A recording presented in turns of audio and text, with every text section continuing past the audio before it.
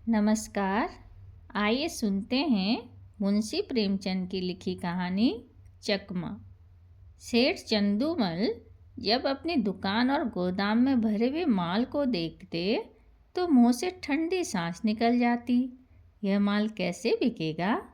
Bank का सूद बढ़ रहा है, दुकान का किराया चढ़ रहा है, कर्मचारियों का वेतन बाकी पड़ता जाता है। ये सभी रकमें अपनी गांठ से देनी पड़ेंगी। अगर कुछ दिन यही हाल रहा तो दिवाला निकलने के सिवा और किसी तरह जान न बचेगी। तिस पर भी धरने वाले नित्य सिर पर शैतान की तरह सवार रहते हैं। सेठ चंदूमल की दुकान चांदनी चौक दिल्ली में थी। मुफस्सिल में भी कई दुकानें थी। जब शहर कांग्रेस कमेटी ने उनसे विलायती कपड़े की खरीद और बिक्री के विषय में प्रतिज्ञा करानी चाहिए तो उन्होंने कुछ ध्यान न दिया। बाजार के कई आढ़तियों ने उनकी देखा देखी प्रतिज्ञा पत्र पर हस्ताक्षर करने से इनकार कर दिया। चंदूमल को जो नेतृत्व कभी न नसीब हुआ था वह इस अवसर पर बिना हाथ पैर हिलाए ही मिल गया। वे सरकार के खैर ख्वाह थे। साहब बहादुरों को समय समय पर डालियां नजर देते थे। पुलिस से भी घनिष्ठता थी। म्यूनिसिपैलिटी के सदस्य भी थे। कांग्रेस के व्यापारिक कार्यक्रम का विरोध करके अमन सभा के कोषाध्यक्ष बन बैठे। यह इसी खैर ख्वाही की बरकत थी। युवराज का स्वागत करने के लिए अधिकारियों ने उनसे 25,000 के कपड़े खरीदे। ऐसा सामर्थी पुरुष कांग्रेस से क्यों डरे? कांग्रेस है किस खेत की मूली?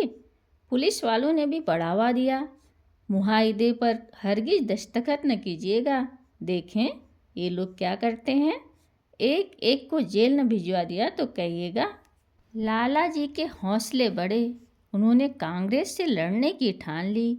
उसी के फलस्वरूप 3 महीने से उनकी दुकान पर प्रातः काल से 9 बजे रात तक पहरा रहता था।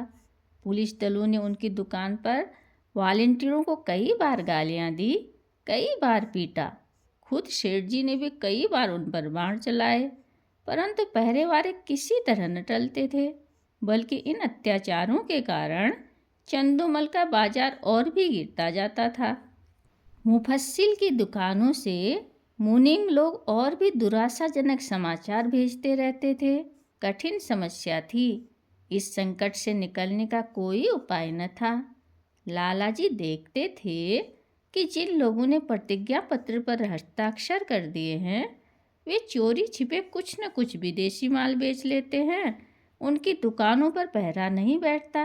यह सारी विपत्ति मेरे ही सिर पर है। उन्होंने सोचा, पुलिस और हाकिमों की दोस्ती से मेरा भला क्या हुआ? उनके हटाए से पहरे नहीं हटते, सिपाहियों की प्रेरणा से ग्राहक नहीं आते। किसी तरह पहरे बंद हो जाते तो सारा खेल बन जाता। इतने में मुनीम जी ने कहा, लाला जी यह देखिए, कई व्यापारी हमारी तरफ आ रहे थे। पहरे वालों ने उनको न जाने क्या मंत्र पढ़ा दिया, सब चले जा रहे हैं। चंदूमल, अगर इन पापियों को कोई गोली मार देता तो मैं बहुत खुश होता। यह सब मेरा सर्वनाश करके दम लेंगे। मुनीम, कुछ हेठी तो होगी, लेकिन यदि आप प्रतिज्ञा पत्र पर हस्ताक्षर कर देते तो यह पहरा उड़ जाता और तब हम भी यह सब माल किसी न किसी तरह खपा देते। चंदूमल, मन में तो मेरे भी यह बात आती है, पर सोचो अपमान कितना होगा। इतनी हेकड़ी दिखाने के बाद फिर झुका नहीं जाता और फिर हाकिमों की निगाहों में गिर जाऊंगा। लोग भी ताने देंगे कि चले थे बच्चा कांग्रेस से लड़ने, ऐसे मुंह की खाए कि होश ठिकाने आ गए। जिन लोगों को पीटा और पिटवाया, जिनको गालियां दी, जिनकी हंसी उड़ाई, अब उनकी शरण कौन मुंह लेकर जाऊं? मगर एक उपाय सूझ रहा है। अगर चकमा चल गया तो पौ 12 है। बात तो तब है जब सांप को मारूं मगर लाठी बचाकर, पहरा उठा दूं पर बिना किसी की खुशामद किए। 9 बज गए थे। सेठ चंदूमल गंगा स्नान करके लौट आए थे और मनसद पर बैठकर चिट्ठियां पढ़ रहे थे। अन्य दुकानों के मुनीमों ने अपनी विपत्ति कथा सुनाई थी। सेठ जी का क्रोध एक एक पत्र को पढ़कर बढ़ता जाता था। इतने में दो वॉलंटियर गाड़ियां लिए हुए उनकी दुकान के सामने आकर खड़े हो गए। सेठ जी ने डांट कर कहा, हट जाओ हमारी दुकान के सामने से। एक वॉलंटियर ने उत्तर दिया, महाराज हम तो सड़क पर हैं, क्या यहाँ से भी चले जाएं? सेठ जी, मैं तुम्हारी सूरत नहीं देखना चाहता। वॉलंटियर, तो आप कांग्रेस कमेटी को लिखिए, हमको तो वहाँ से यहाँ खड़े रहकर पहरा देने का हुक्म मिला है। एक कांस्टेबल ने आकर गरजते हुए कहा, क्या है सेठ जी, यह लौंडा क्या टर्राता है? चंदूमल बोले, मैं कहता हूँ कि दुकान के सामने से हट जाओ, पर यह कहता है कि न हटेंगे न हटेंगे, जरा इनकी ज़बरदस्ती देखो। कांस्टेबल वॉलंटियरों से, तुम दोनों यहाँ से जाते हो कि आकर तुम्हारी गर्दन नापूं? वॉलंटियर, हम सड़क पर खड़े हैं, दुकान पर नहीं। कांस्टेबल का अभिष्ट अपनी कारगुजारी दिखाना था। यह सेठ जी को खुश करके कुछ इनाम इकराम भी लेना चाहता था। उसने वॉलंटियरों को अपशब्द कहे और जब उन्होंने उनकी कुछ परवाह न की तो एक वॉलंटियर को इतनी जोर से धक्का दिया कि वह बेचारा मुंह के बल जमीन पर गिर पड़ा। कई वॉलंटियर इधर उधर से आकर जमा हो गए, कई सिपाही भी आ पहुँचे। दर्शक वृंद को ऐसी घटनाओं में मज़ा आता ही है। उनकी भीड़ लग गई। किसी ने हाँक लगाई, महात्मा गांधी की जय, औरों ने भी उनके सुर में सुर मिलाया। देखते देखते एक जन समूह एकत्रित हो गया। एक दर्शक ने कहा, क्या है लाला चंदूमल, अपनी दुकान के सामने इन गरीबों की दुर्गति करा रहे हो और तुम्हें जरा भी लज्जा नहीं आती? कुछ भगवान का भी डर है या नहीं? सेठ जी ने कृत्रिम कोमलता से कहा, मुझसे कसम ले लो, जो मैंने किसी सिपाही से कुछ कहा हो, ये लोग अनायास विचारों के पीछे पड़ गए, मुझे सैंत में बदनाम करते हैं। एक सिपाही, लाला जी, आप ही ने तो कहा था कि ये दोनों वॉलंटियर मेरे ग्राहकों को छेड़ रहे हैं, अब आप निकले जाते हैं। चंदूमल, बिल्कुल झूठ, सरासर झूठ, 16वां आना झूठ।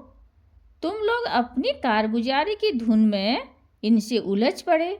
ये बेचारे तो दुकान से बहुत दूर खड़े थे, न किसी से बोलते थे न चालते थे। तुमने ज़बरदस्ती ही इन्हें गर्दनी देनी शुरू की। मुझे अपना सौदा बेचना है कि किसी से लड़ना है? दूसरा सिपाही, लाला जी हो बड़े होशियार, मुझसे आग लगवाकर आप अलग हो गए।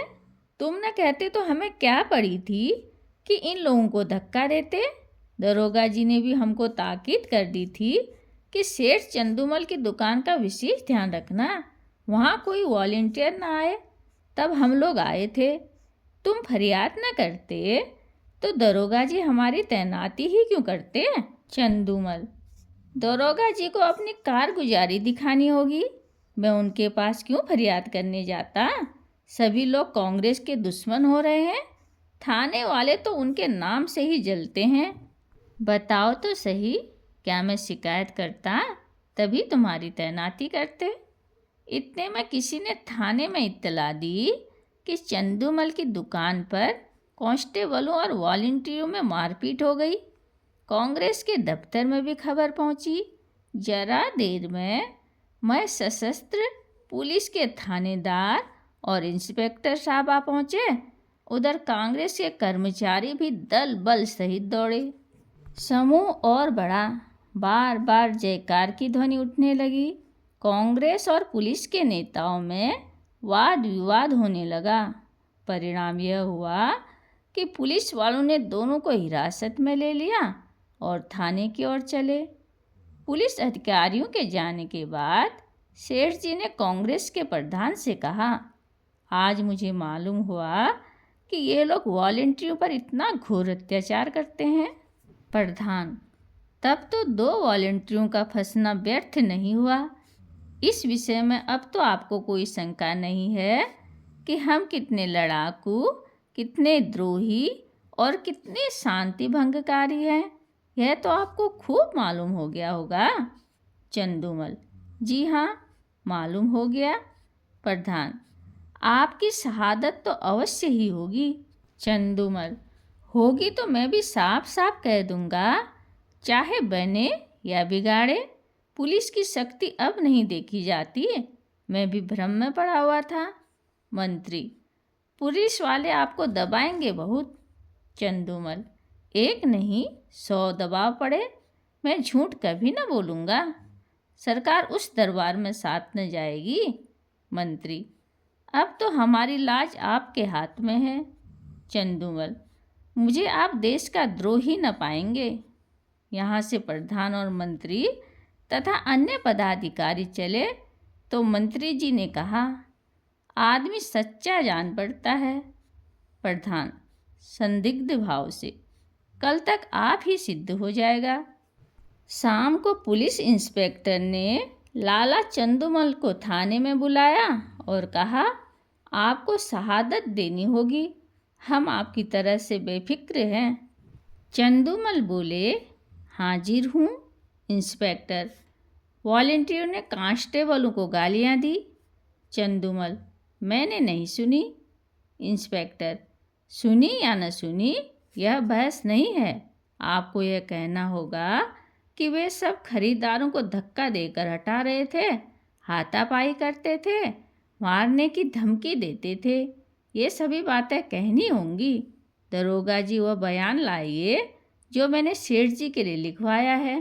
चंदूमल: मुझसे अदालत में झूठ न बोला जाएगा। हजारों जानने वाले अदालत में होंगे, किस किस से मुँह छिपाऊंगा। कहीं निकलने को जगह भी चाहिए। इंस्पेक्टर: ये सब बातें नीच के मुआवले के लिए हैं। पॉलिटिकल मुआवलों में झूठ, सच, शर्म और हया किसी का भी ख्याल नहीं किया जाता। चंदूमल: मुंह में कालिख लग जाएगी। इंस्पेक्टर: सरकार की निगाह में इज्जत चौगुनी हो जाएगी। जी नहीं, गवाही न दे सकूँगा, कोई और गवाह बना लीजिए। इंस्पेक्टर: याद रखिए, यह इज्जत खाक में मिल जाएगी। चंदूमल: मिल जाए, मजबूरी है। इंस्पेक्टर: अमन सभा के कोषाध्यक्ष का पद छिन जाएगा। चंदूमल: उससे कौन रोटियां चलती हैं। इंस्पेक्टर: बंदूक का लाइसेंस छिन जाएगा। चंदूमल: छिन जाए भला से। इंस्पेक्टर: इनकम टैक्स की जांच फिर से होगी। चंदूमल: जरूर कराइए, यह तो मेरे मन की बात हुई। इंस्पेक्टर: बैठने को कुर्सी न मिलेगी। चंदूमल: कुर्सी लेकर चाटूं, दिवाला तो निकला जा रहा है। इंस्पेक्टर: अच्छी बात है, तशरीफ़ ले जाइए। कभी तो आप पुलिस के पंजे में जरूर आएंगे। दूसरे दिन इसी समय कांग्रेस के दफ्तर में कल के लिए कार्यक्रम निश्चित किया जा रहा था। प्रधान ने कहा, सेठ चंदूमल की दुकान पर धरना देने के लिए 2 स्वयंसेवक भेजिए। मंत्री: प्रधान जी, मेरे विचार से वहाँ अब धरना देने की कोई ज़रूरत नहीं रह गई। प्रधान: क्यों? उन्होंने अभी तक कांग्रेस के प्रतिज्ञा पत्र पर हस्ताक्षर तो नहीं किए। मंत्री: हस्ताक्षर नहीं किए, पर हमारे मित्र अवश्य हो गए। पुलिस की तरफ से गवाही न देना यही सिद्ध करता है अधिकारियों का कितना दबाव पड़ा होगा। इसका अनुमान किया जा सकता है। यह नैतिक साहस में परिवर्तन हुए बिना कदाचित नहीं आ सकता। प्रधान: हाँ, कुछ परिवर्तन तो अवश्य हुआ है। मंत्री: कुछ नहीं महाशय, पूरी क्रांति कहना चाहिए। आप जानते हैं, ऐसे मुआवलों में अधिकारियों की अवहेलना करने का अर्थ है यह राज विद्रोह की घोषणा के समान है। त्याग में संन्यास से इनका महत्व कम नहीं है। आप जिले के सारे हाकिम उनके खून के प्यासे हो रहे हैं। आश्चर्य नहीं कि गवर्नर महोदय को भी इनकी सूचना हो गई हो।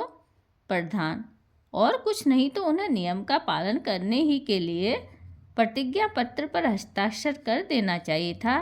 किसी तरह उन्हें यहाँ बुलाइए, अपनी बात तो रह जाए। मंत्री, वह बड़ा आत्माभिमानी है, कभी ना आएगा। बल्कि हम लोगों की ओर से इतना अविश्वास देखकर संभव है फिर उस दल में मिलने की चेष्टा करने लगे। प्रधान, अच्छी बात है, आपको उन पर इतना विश्वास हो गया है तो उनकी दुकान छोड़ दीजिए। तब मैं यही कहूँगा कि आपको स्वयं मिलने के बहाने से उन पर निगाह रखनी होगी। मंत्री, आप नाहक इतना शक करते हैं।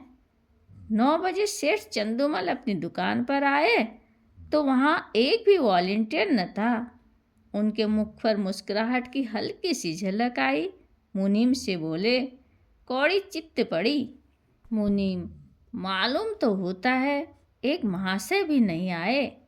चंदूमल, ना आए और ना आएंगे, बाजी अपने हाथ रही। कैसा दाव खेला, चारों खाने चित। मुनीम, मगर पुलिस तो दुश्मन हो गई। चंदूमल, आप भी बातें करते हैं, उन्हें दोस्त बनाते कितनी देर लगती है? कहिए, अभी बुलवाकर जूतियाँ सीधी करवाऊं? टके के गुलाम हैं, न किसी के दोस्त न किसी के दुश्मन। सच कहिए, कैसा चकमा दिया है? मुनीम, बस यही जी चाहता है कि आपके हाथ चूम लें। सांप भी मरा और लाठी भी न टूटी, मगर कांग्रेस वाले भी टोह में होंगे। चंदूमल, तो मैं भी तो मौजूद हूँ। वह डाल डाल चलेंगे तो मैं पात पात चलूँगा। विलायती कपड़े की गांठ निकलवाइए और व्यापारियों को देना शुरू कीजिए। एक अठवारे में बेड़ा पार है। धन्यवाद।